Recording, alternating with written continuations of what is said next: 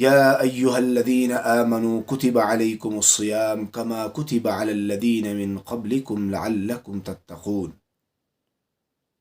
محترم سامعین و ناظرین، اس آیت کریمہ کے اندر اللہ رب العزت نے روزے کی مقصدیت کا اعلان فرمایا ہے کہ انسان کو روزہ کیوں رکھنا ہے۔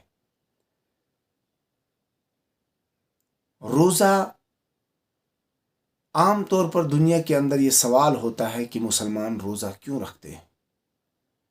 اس کیوں کا جواب اس کے اندر دیا گیا ہے کہ روزہ، اور عام دوسرے لوگوں کی جانب سے بھی یہ سوال ہوتا ہے کہ آدمی پورا دن بھوکا اور پیاسا کیوں رہتا ہے، اس سے اللہ رب العزت کو کیا ملتا ہے، اس طرح کے سوالات ہوتے ہیں۔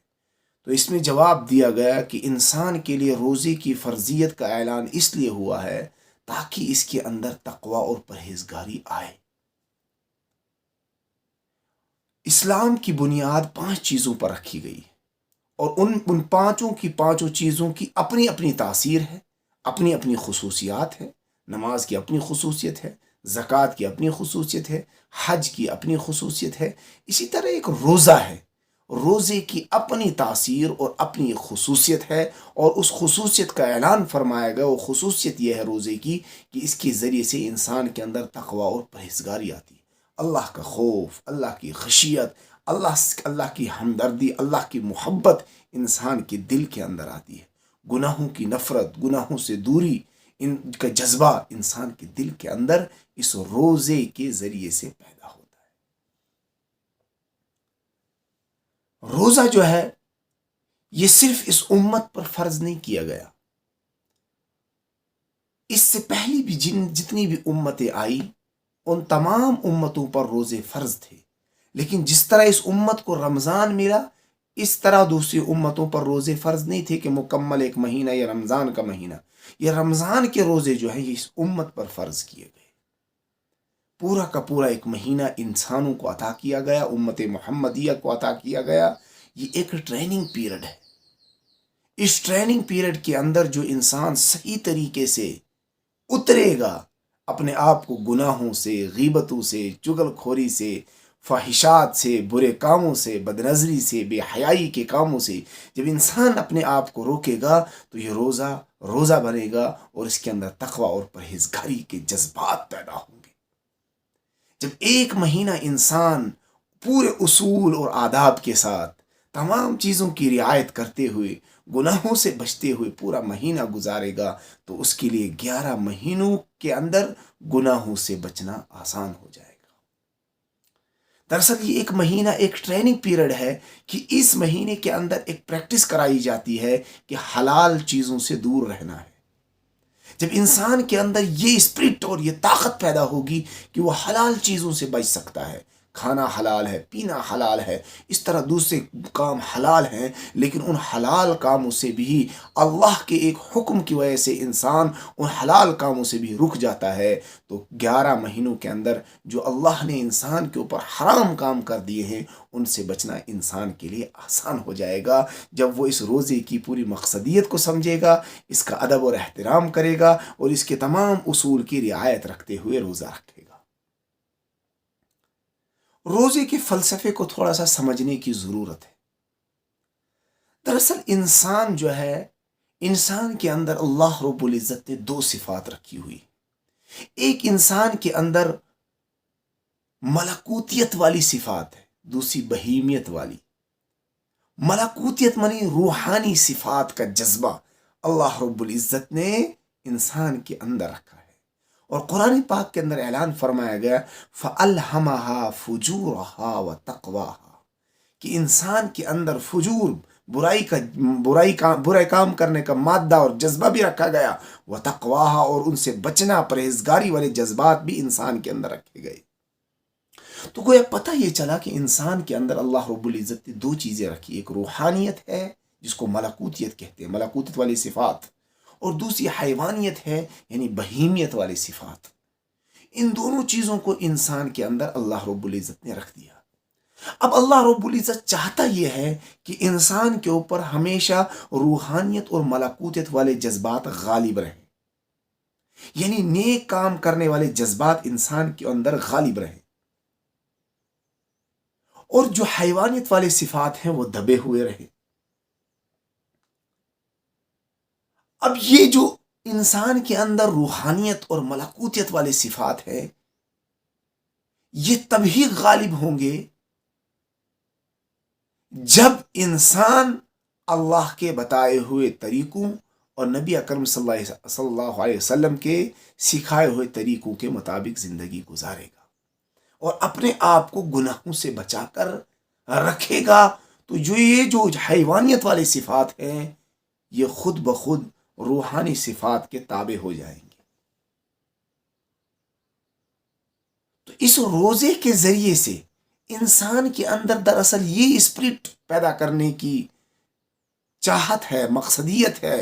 اس کے ذریعے سے انسان کے اندر یہ چیز پیدا کرنی ہے اس روزے کے ذریعے سے کہ انسان کی جو روحانی صفات ہے، اس کی جو ملکوتی صفات ہے، ملکوتی صفات کا جو عنصر انسان کے اندر ہے وہ غالب رہے۔ اس لیے روزہ عطا کیا گیا۔ یعنی روزے کا خاص مقصد یہ ہے کہ انسان کی حیوانیت کو اللہ کے احکام کی پابندی اور روحانی تقاضوں کی تابع داری اور فرما برداری کا خوگر بنایا جائے۔ اب یہ چیز یعنی انسان کے اندر روحانیت کے جذبات کا پیدا ہونا اور ان کا غالب ہونا اور حیوانیت کا دبے ہوا رہنا، یہ چیز جو ہے یہ رسالت کی بنیادی چیزوں میں سے ہے۔ یہ چیز نبوت اور شریعت کے خاص مقاصد میں سے ہے۔ اس لیے روزہ پہلی امتوں کو بھی عطا کیا گیا۔ کیوں؟ کیونکہ اللہ رب العزت صرف اس امت سے نہیں بلکہ تمام امتوں سے یہ چاہتا ہے کہ ان کے اندر جو برے صفات ہیں، برے کام کرنے کے جذبات ہیں، وہ مدھم پڑ جائے، اور ان کے اندر جو روحانی صفات ہیں وہ ان کے اندر جلوہ گر ہو۔ اس لیے ہر امت پر روزے فرض کیے گئے، اور اس امت کے لیے اعلان کیا گیا کہ اس امت کے لیے روزے فرض کیے گئے ہیں، اور اس فرض کا وقت بھی متعین فرمایا گیا۔ کلوا واشربوا حتى يتبين لكم الخيط الابيض من الخيط الاسود من الفجر۔ اعلان کیا گیا قرآن پاک کے اندر، فرمایا گیا کہ انسان روزہ صبح صادق سے لے کر غروب شمس تک، سورج کے غروب ہونے تک روزہ رکھے گا۔ تو ٹائم بھی اللہ رب العزت کی طرف سے دیا گیا کہ اس امت محمدیہ کو قیامت تک کے لیے روزے کا یہ وقت دیا جاتا ہے۔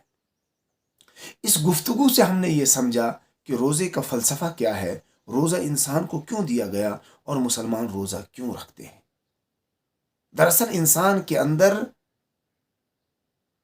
تقوی اور پرہیزگاری کو پیدا کرنا مقصود ہے، تاکہ وہ گناہوں سے، بے حیائی کے کاموں سے، برے کاموں سے، بدکاری سے، چغل خوری سے، بے حیائی کے کاموں سے دور رہے، اور وہ ایک اچھا انسان بن کر زندگی گزارے۔ ایسا انسان جس سے ہر ایک محبت کرنے والا ہو، ایسا انسان جو کسی کے لیے روڑے اٹکانے والا نہ ہو، ایسا انسان جو محبتیں بانٹنے والا ہو، ایسا انسان جو ہمدردی اور غمخواری کا پیغام دینے والا ہو، ایسا انسان جس کے اندر غریبوں کا درد ہو، مسکینوں کا درد ہو، بیواؤں کا درد ہو، ایسا انسان جو پوری انسانیت کا بھلا چاہتا ہو، ایسا انسان جو کسی کے لیے تکلیف کا باعث نہ بنتا ہو بلکہ ہر ایک کے ساتھ ہمدردی بانٹنے والا ہو اور نفع رسانی کا کام کرنے والا ہو۔ ایسا انسان اللہ رب العزت بنانا چاہتا ہے۔ انسان کے اندر وہ صفات پیدا کرنا چاہتا ہے انسان کے اندر وہ صفات اللہ رب العزت دیکھنا چاہتا ہے جن صفات کے اندر امت کا درد اور غم ہو، اور یہ درد اور غم ہو کہ اگر میں جہنم سے بچنے والا بن رہا ہوں تو میرا بھائی جہنم سے بچنے والا کیسے بن جائے۔ اگر میں مسجد کی طرف جا رہا ہوں میرا بھائی کیسے جائے، اگر میں گناہوں سے پرہیز کر رہا ہوں تو میرا بھائی کیسے کرے۔ وہ اس کے اندر اپنے گھر والوں کی، امت کا درد اور فکر اور غم پیدا ہو، اور وہ گناہوں سے اس طرح دور بھاگے جس طرح انسان اپنے بچے کو آگ سے دور بھگاتا ہے، جو جانتا نہیں ہے کہ آگ مجھے جلا دے گی۔ ایسے انسان کے اندر گناہ کی نفرت پیدا ہو۔ اس روزے کے ذریعے سے دراصل رب العزت یہی چاہتا ہے۔ اور روزہ ایک ایسی چیز ہے جس کے ذریعے سے انسان کی خواہشات نفسانیہ ختم ہو جاتی ہیں، وہ دب جاتی ہیں۔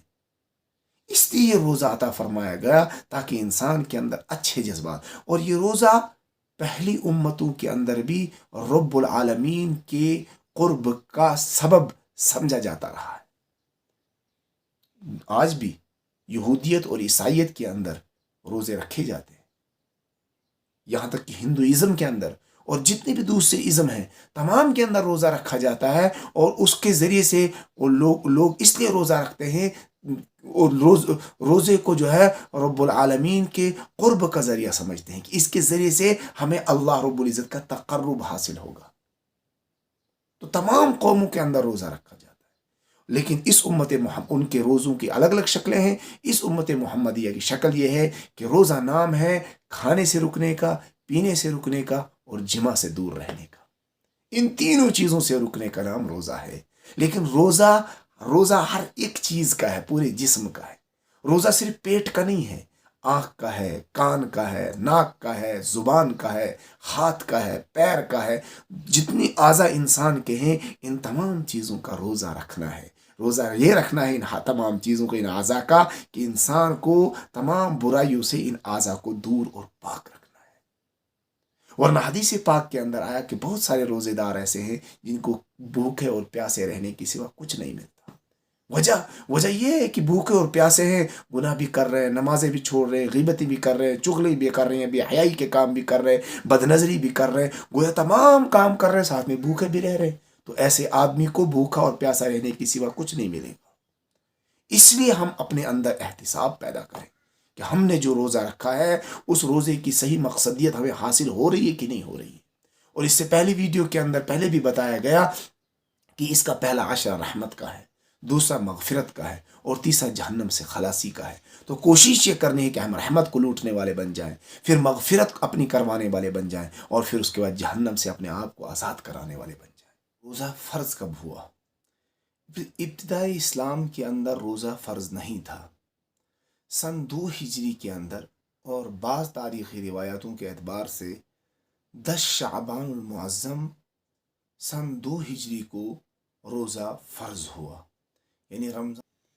اب رمضان کے متعلق کچھ فضائل بخاری اور مسلم کے اندر جو بیان کیے گئے ہیں وہ ایک دو حدیثیں میں آپ کے سامنے پیش کرتا ہوں۔ بخاری شریف کے اندر حضرت ابو ہریرہ رضی اللہ تعالی عنہ سے حدیث مروی ہے، وہ فرماتے ہیں اللہ کے رسول صلی اللہ علیہ وسلم نے فرمایا اذا دخل رمضان فتحت ابواب الجنت وغلقت ابواب جہنم وسلسلت الشیاطین، کہ اللہ کے رسول صلی اللہ علیہ وسلم نے فرمایا کہ جب رمضان آتا ہے تو رمضان کے آنے کی برکت سے رب العالمین جنت کے دروازوں کو کھول دیتا ہے اور جہنم کے دروازے بند کر دیے جاتے ہیں اور سرکش شیاطین کو قید کر دیا جاتا ہے۔ یعنی انسان کے لیے نیک اعمال کرنے کے راستوں کو ہموار کیا جاتا ہے، انسان کے لیے آسانیاں پیدا کی جاتی ہیں کہ تاکہ انسان کے لیے رمضان کے اس مہینے کے اندر تلاوت، ذکر، استغفار، تراویح، یہ تمام نیک اعمال کرنا اس کے لیے آسان ہو جائے،